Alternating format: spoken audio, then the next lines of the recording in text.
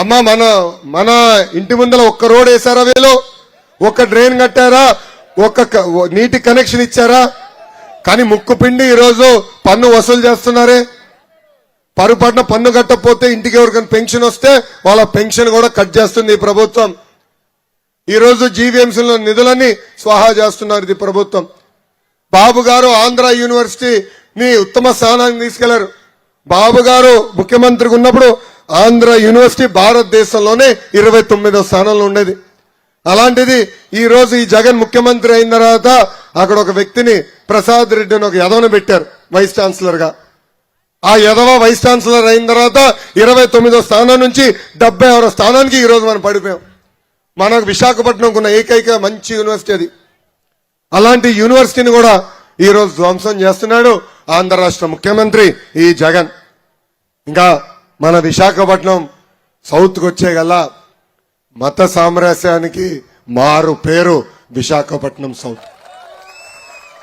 ఒకే కొండపైన గుడి ఉంటుంది, మసీద్ ఉంటుంది, చర్చ్ ఉంటుంది. విశాఖపట్నం సౌత్ అనేది ఓల్డ్ సిటీ అంటారు. ఇక్కడ ప్రజలకి అనేక సమస్యలు ఉన్నాయి. గతంలో మేము ఒక పొరపాటు చేశాం. మీరందరూ వద్దన్నా ఒక వ్యక్తిని మీకు 2 సార్లు ఎమ్మెల్యేగా ఇచ్చాం, మీరు గెలిపించారు ఆ వ్యక్తిని. ఆ పొరపాటు మాది. అలాంటి వ్యక్తిని మీకు ఇస్తాం. మేము చేసిన పొరపాటు. మమ్మల్ని పెద్ద మనసుతో క్షమించాలని సౌత్ ప్రజలందరినీ నేను కోరుతున్నా. అలాంటి వ్యక్తులకి తెలుగుదేశం పార్టీలో నో ఎంట్రీ. అలాంటి వ్యక్తుల్ని మళ్ళీ మేము తీసుకోం. తెలుగుదేశం పార్టీ అధికారంలో ఉన్న 5 సంవత్సరాల్లో సౌత్ నియోజకవర్గానికి అనేక కార్యక్రమాలు చేశాం. ఇక్కడున్న నిరుపేద కుటుంబాల కోసం ఆనాడు ఇల్లు కట్టించాం, పట్టాలు అందించాం, సీసీ రోడ్లు కూడా ఏర్పాటు చేశాం. ఈరోజు ఒక్క నిమిషాలన్నా కార్యకర్తలు దయచేసి ఒక మాట. ఆనాడు రోడ్లు వేసాం, డ్రైన్లు కూడా కట్టాం. అంతెందుకు మత్స్యకారులకి 50 సంవత్సరాలకి పెన్షన్ కూడా ఇచ్చిన పార్టీ ఒక తెలుగుదేశం పార్టీ. అలా చెప్పుకుంటా పోతే అనేక అభివృద్ధి సంక్షేమ కార్యక్రమాలు సౌత్ నియోజకవర్గానికి చేశాం.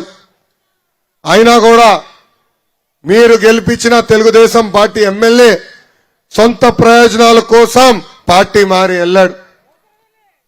పెద్ద బిల్డప్ ఇచ్చేవాడు. ఆయన జైహింద్ అనేవాడు. పెద్ద నీతి నిజాయితీకి మారు పేరు అన్న ఫీలింగ్ ఇచ్చేవాడు.